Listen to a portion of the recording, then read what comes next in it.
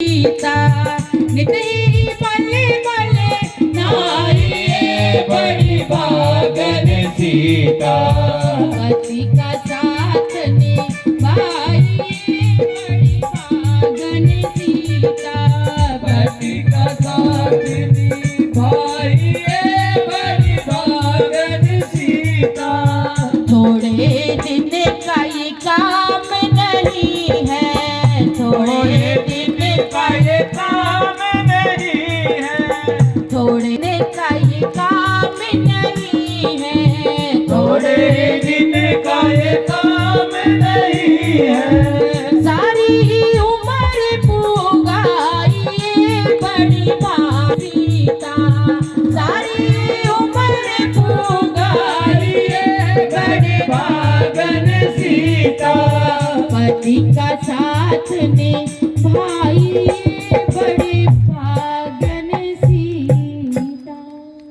माता अनसुईया ने ये पतिव्रत धर्म का उपदेश माँ सीता को दिया, क्योंकि वनवास के समय माता सीता माँ अनसुईया के आश्रम पे गई और उन्होंने कहा, माँ मुझे कुछ पतिव्रत धर्म के बारे में बताइए। माँ अनसुईया ने कहा, देवी सीता आप तो पतिव्रताओं की भी पतिव्रता हैं, लेकिन मैं आपके माध्यम से जगत की स्त्रियों को कुछ उपदेश देना चाहती हूँ। तभी उन्होंने ये भजन के माध्यम से बताया कि पति का साथ निभाइए बड़े भाग्यवान सीता। तो कितनी कितनी माताएं साथ निभाती हैं? हाँ भाई थे महाराज जी, पूछो ना इस बात में, तो हम कितना साथ निभाते हैं। जब हम अपने पे आ जाते हैं ना तो माँ दुर्गा का ही रूप धारण करते हैं। फिर जब हमारी एक ना चले फिर देखो।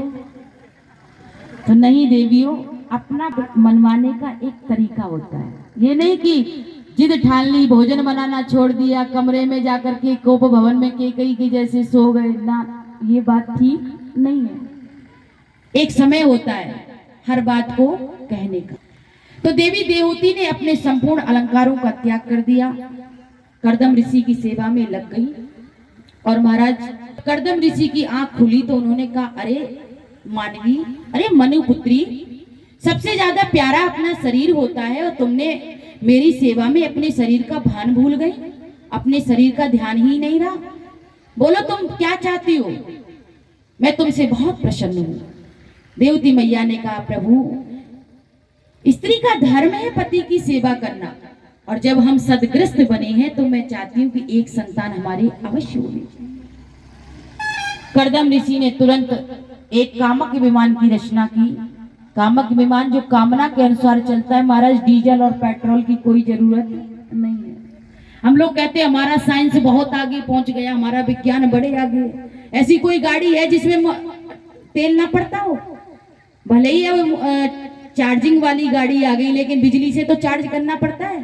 अरे पेट्रोल पड़ता है, डीजल पड़ता है, लेकिन हमारे ऋषियों ने ऐसी रिसर्च कर दी कि मन से संकल्प करो कि हमें हरिद्वार जाना है तो विमान हरिद्वार लेके जाएगा।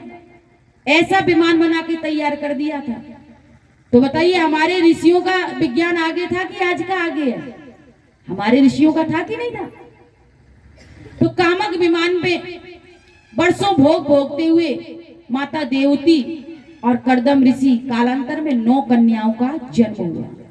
एक दिन कर्दम ऋषि बैठे बैठे मन में सोचने लगे, वारे कर्दम, तुम तो अच्छी फंस गए घर गृहस्थी के चक्कर में। तुम तो कह रही थी कि एक संतान होते ही हम बाबा बैरागी बन जाएंगे, और यहाँ तो तुम्हारी 9 संतान हो गई।